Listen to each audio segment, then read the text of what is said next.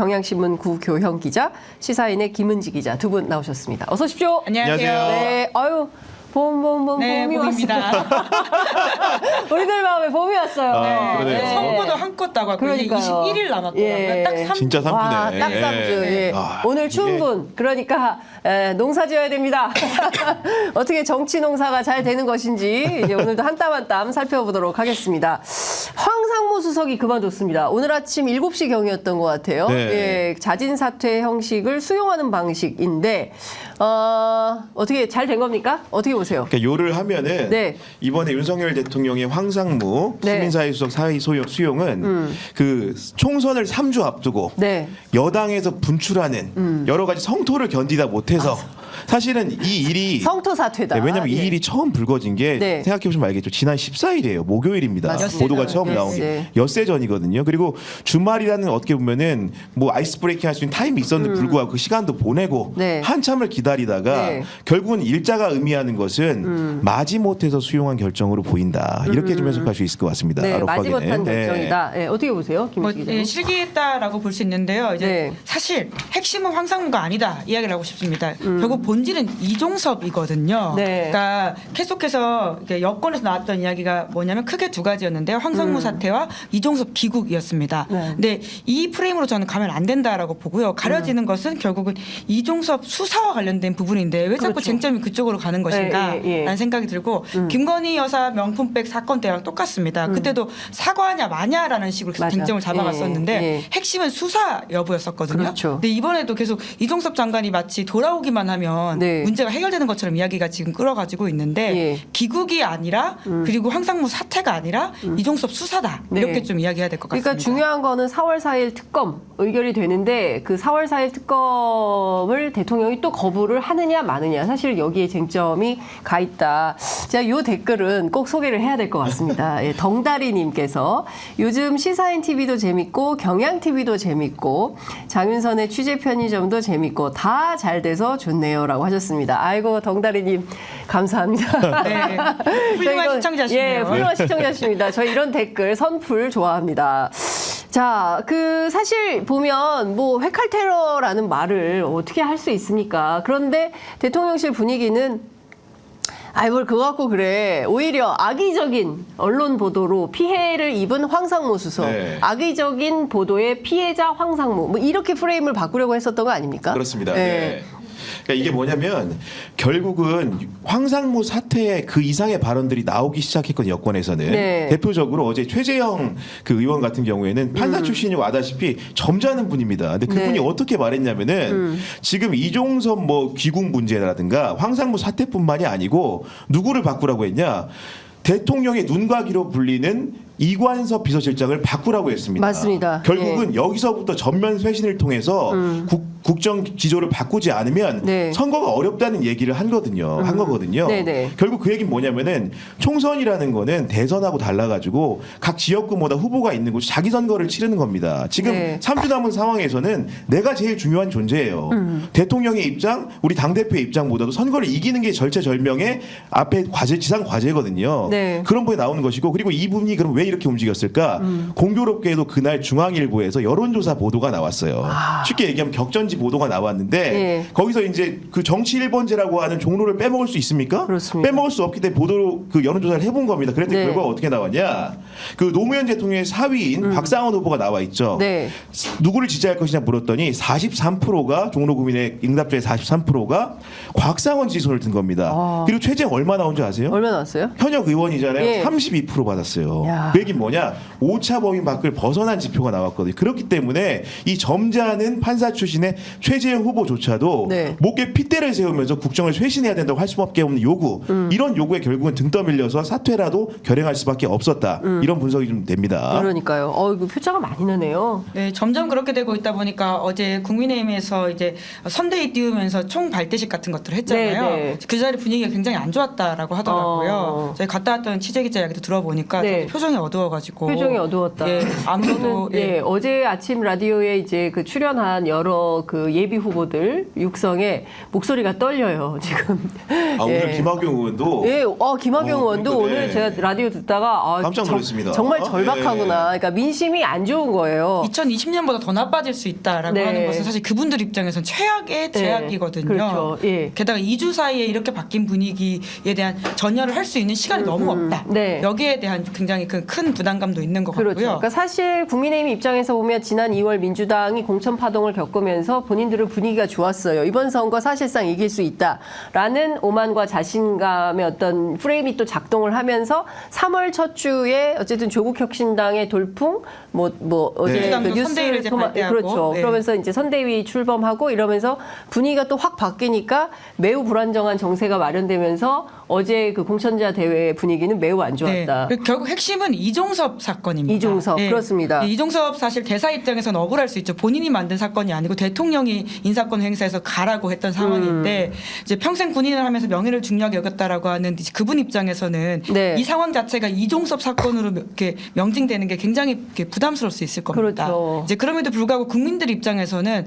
사실 보통 사람들은 최상병 사건에 대해서 최상병이라고 하는 사람이 이제 그 나갔다가 안타깝게 숨진 네, 상황에 네, 네, 대해서는 네. 기억을 하고 있고 대통령이 뭔가 화가 나서 이 사건을 변경하려고 했다 정도 알고 있는 거잖아요. 네. 그런데 이 스스로 이 불을 붙인 게 그렇죠. 정부 여당이지 않습니까? 맞습니다. 이제 굳이 이 상황에서 도주라는 프레임을 이렇게 가둬둘 필요가 네. 없는데 아니 그날 본인들이 만들었어요. 취재 편의점 현장에 있었습니다. 현장에서 4시간이나 우리가 이종섭 장관을 기다렸어요. 금요일도 갔잖아요. 그러니까 두 번 심지어. 갔습니다. 네. 금요일도 가고 토요일도 갈 뻔했어요. 그러나 정보를 보고 저희가 일요일 날 가서 저희만 간 게 아닙니다. TV조선도 오고 네. MBC도 오고 KBS도 다 왔어요. 경향신문 기자도 오고 다 왔습니다. 사진 카메라 다 왔어요. 어디로 들어간 거냐. 기자들이 그 자리에서 막 그 분산해가지고 나눴습니다. 이 문, 저 문 다 들어가는 문이 여러 문이 있으니까 못 봤어요. 그러니까 이분이 도피 의혹을 지울 수가 없다. 스스로 자초했다. 네, 스스로 네. 자초했다. 정부가 이런 식으로 이렇게까지 할 필요가 있냐라는 질문을 국민들이 할 수밖에 없게 만든 네. 것이죠. 이 사건의 주요 피의자인데 이 사람을 세상에 호주 네. 대사로 해가지고 국민 세금으로 출국시켜 왜? 왜 그런 건데? 근데 이 결국은 질문. 지금 김은지 기자도 얘기했지만은 그 황상무 사태 이후에 그러면 이 사태가 뭔가 수습 국면으로 갈 것인가, 네. 아니면 갈등이 잔불이 남아서 결국 또 큰 불로 확전될 그렇죠. 것인가의 예. 그런 관측인 것인데 윤한 갈등. 사실은 이종섭 문제는 황상무 문제랑 본질적으로 아예 다릅니다.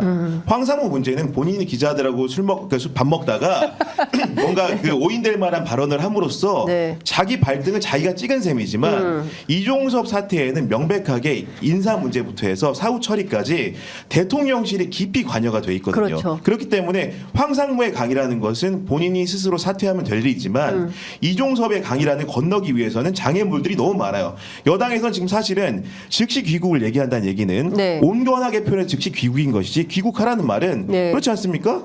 어느 나라 우리나라를 대표해서 외국에서 대사가 네. 된다는 것은 그 나라의 대리인이에요. 그렇습니다. 근데 그 사람을 갑자기 수사를 받아 들어오라고 한다? 그럼 그 당사국에는 어떤 입장이 됩니까? 그렇습니다. 그렇기 때문에 이 결정을 한다는 건 사실은 즉시 귀국이란 말 이면에는 네가 그만둬라는 의미가 내포되어 있는 거거든요. 그런데 그러니까 문제는 한동훈 위원장의 말. 그렇죠. 예. 그 말에는 즉시 귀국해서 자진 사퇴를 하세요라는 말이 생략돼 있는 거예요. 네. 오늘 그 얘기를 누가 하나 했더니 네. 김학국 의원이 못 참고 했어요. 아, 자진 사퇴해주면 좋겠다라는 표현을 명시적으로 했습니다. 그러니까 아무도 어제까지만 해도 네. 즉시 귀국만 얘기 조사받으라고만 했지 네. 그만두라고는 안 했는데 황상무를 사퇴하자 예. 바로 너도 사퇴하라는 의미야 예. 이렇게 명시적으로 말을 해준 예. 거예요. 그런데 아까 말한 것처럼 결국은 호주 대사 임명 과정이라든가 이 사건의 수사 외압 과정에 관여한 본질적인 측면에 관여한 주체들이 대통령실 사람들이 너무 많아요. 그렇죠. 아니 그리고 네. 민주당이 고발한 사건인데요. 거기에 윤석열 대통령이 포함이 돼 있습니다. 꼭대기 대통령이 있다라고 그렇습니다. 하는 의심이 핵심인 것이죠. 아니 02800 그분 목소리 누구냐 이거 확인해야 됩니다. 누구의 목소리가 들리는 것인지.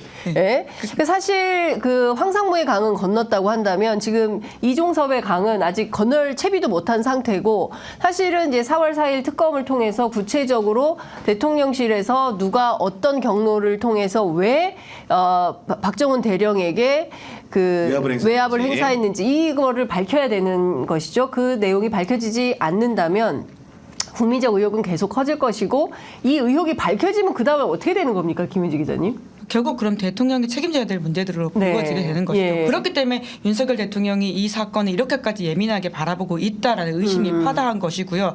아니 선거 한 달 앞두고 이종섭 대사를 외국으로 보낸다라고 네. 하는 것이 가지는 부담감은 모두가 다 알 겁니다. 그렇죠. 정치적으로. 근데 예. 그럼에도 불구하고 나가야 될 이유가 있었던 게 아니냐라고 하는 게 지금의 이제 네. 의심들인 것이고요. 그렇죠. 특히나 박정훈 대령의 수사를 통해 가지고 나오는 재판 기록들, 수사 기록 등을 통해서 보면 점점 더 VIP 외압설에 가까워지는 내용들이 있다라고 맞습니다. 하는 것이거든요. 예. 그러니까 아까도 말씀드렸지만 저도 좀 주변을 취재해 보니까 이종섭 장관에 대해서 그러니까 좀 좋은 평가들이 있더라고요. 그러니까 그분이 굉장히 말을 해보자면 그러니까 꽉 막힌 사람이 아니다. 어떤 면에서는 그러니까 합리적이다. 어허. 이게 뭐 물론 이제 군내 평가이기 때문에 네. 또 민간인들의 평가는 다를 수 있겠죠. 네. 이제 그럼에도 불구하고 그러다 보니까 이분이 적극적으로 뭐 자기 이야기를 하진 않더라도 이 사안의 진실을 혹시라도 밝힐 수 있는 게 아니냐라고 하는 기대감을 이제 박정훈 대령 쪽을 비롯한 사람들이 가지고 있는 게 있더라고요. 기대감. 네, 그렇죠. 이제 그러다 보니까 이분을 국내가 아닌 해외로 보내야 되는 거 아니었냐라는 의심까지 가는 그러니까 거죠. 경우에 따라서 이종섭 장관이 사실은 이러이러한 일이 있었어요라고 양심 고백. 예, 그러니까 일종의 공익 제보자 성격으로 본인이 기자회견이라도 한다면 이거 대통령에게 상당히 큰 부담으로 작용할 수 있기 때문에 우선 네가 가라 하와이 일단 피해 있어라 이런 말을 안 할 수 없는 상황이 된 거 아니냐라는 의심을 갖고 있는 네. 것이다라는 말씀을 좀 드립니다.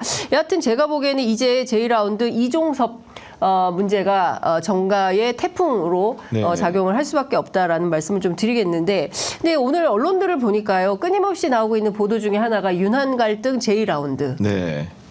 되는 겁니까? 이 비례대표 후보를 둘러싸고 계속 갈등이 번지는 것 같아요. 그러니까 보면은 네. 지금 사람들 이준석 대표 같은 경우 편하게 얘기했던 것 같아요. 이것 역시도 약속 네. 대련인지 아닌지 봐야겠다고 했는데 지금 흘러가는 양상을 보면은 네. 약속 대련이라고 보기 좀 어려운 것 같습니다. 왜냐하면 오히려 더 어떻게 보이냐? 네. 윤석열 대통령과 한동훈 위원장이 생존 게임이 벌어졌다.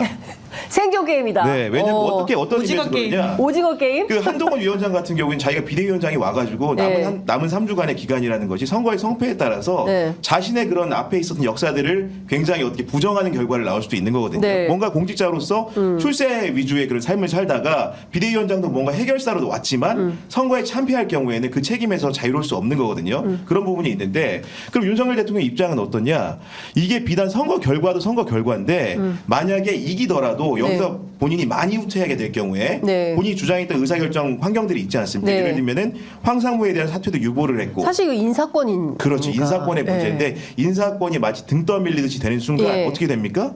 미래 권력이 자리를 내주는 효과이기 그렇죠. 때문에 결국 선거를 이겨도 사실상 레임덕이다. 사실상 그런 말 그대로 네. 그 정권을 운영하기에는 상당히 리더십을 상실하는 네. 결과를 초래할 수 있는 거거든요. 그렇기 때문에 오히려 두 사람이 지금 약속 대련이라기보다는 네. 생존 게임, 치열한 생존 게임이 벌어졌다는 분석이 옳은 것 같고 네. 그러다 보니까 여기 지금 생존 게임을 뭔가 두둔하거나 부추기는 사람들 등장인물들을 잘 봐야 됩니다. 네. 첫 번째로 윤석열 대통령을 지금 어떤 사람들이 비난하고 있냐면은 거의 지금 카이사의 느낌이에요.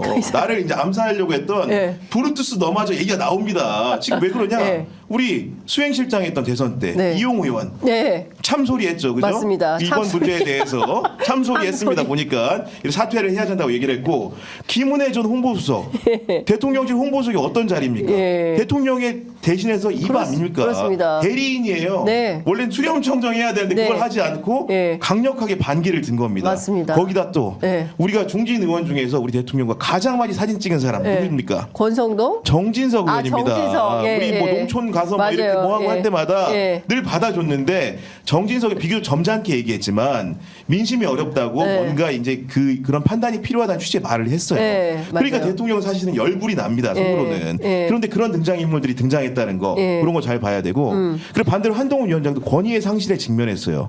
지금까지 공천 좋았죠. 우리 현역 의원들 위주로 했을 때. 그런데 막말 파동이 있을 때 어떻게 했습니까? 장도영 사무총장과 함께 결행을 했죠. 누굴 보냈어요?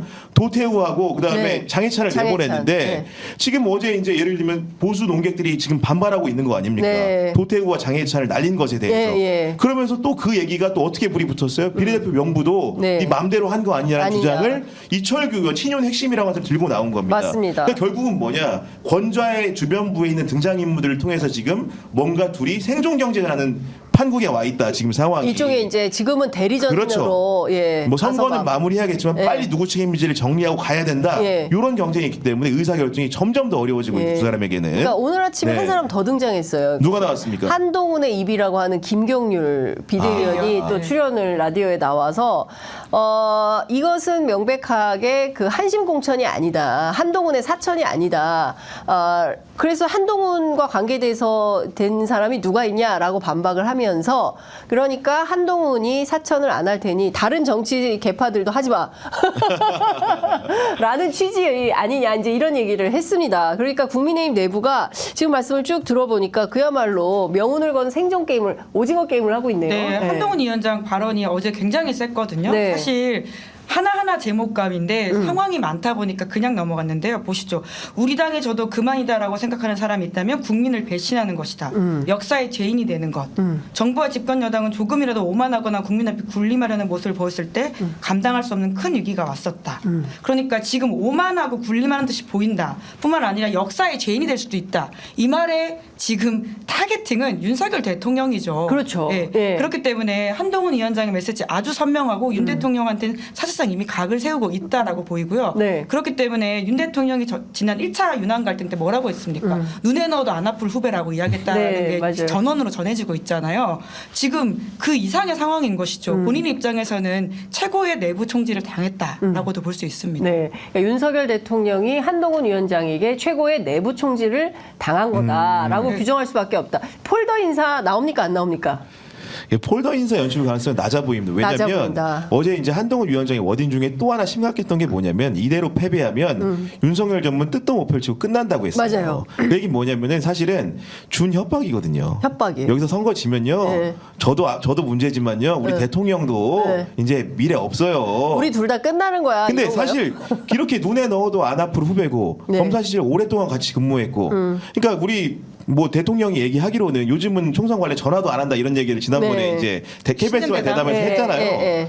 이런 정도 되면 사실 통화하고 해야 되는 게 제가 보기에는 예. 이런 워딩이 안 나오고 봉합이 된다는 게 다른 게 아니고 우리 국민들한테 드러나게 봉합하라는 게 아닙니다. 말 그대로 폴더 인사하고 화제 현장 이런 게 아니고 정부 여당에 책임 있는 선거를 치르는 사람들이면은 몰래 통화해서 수습을 해야 되는데 지금 한동훈 위원장의 워딩이라는 것은 그런 징조가 1도 보이지 않는다. 뭔가 마이웨이를 걷고 있는 느낌이 강력하게 든다.